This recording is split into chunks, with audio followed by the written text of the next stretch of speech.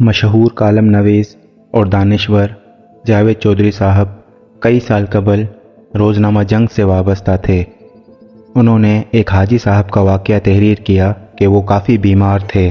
کئی سالوں سے پیٹ سے ہر ہفتے 4 بوتل پانی نکلواتے تھے۔ اب ان کے گردے واش ہوتے ہوتے ختم ہو چکے تھے۔ ایک وقت میں آدھا سلائس ان کی غذا تھی۔ سانس لینے میں بہت دشواری کا سامنا تھا۔ نقاہت اتنی کہ بغیر سہارے کے حاجت تک کے لیے نہ جا سکتے تھے۔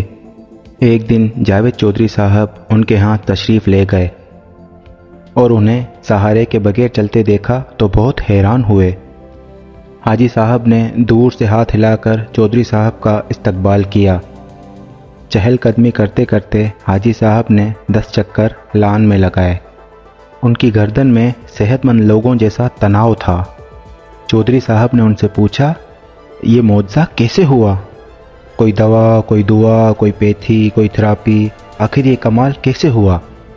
حاجی صاحب نے فرمایا کہ میرے ہاتھ میں ایک ایسا نسخہ آیا ہے کہ اگر دنیا کو معلوم پڑ جائے تو سارے ڈاکٹر، حکیم بے روزگار ہو جائیں، سارے ہاسپٹل بند ہو جائیں اور سارے میڈیکل اسٹوروں پر تالے پڑ جائیں۔ چودھری صاحب مزید حیران ہوئے اور پریشان ہوئے کہ آخر ایسا کون سا نسخہ ہے جو ان کے ہاتھ آیا ہے۔ حاجی صاحب نے فرمایا، میرے ملازم کی والدہ فوت ہو گئی۔ میرے بیٹوں نے عارضی طور پر ایک 6-7 سالہ بچہ میری خدمت پر دیا۔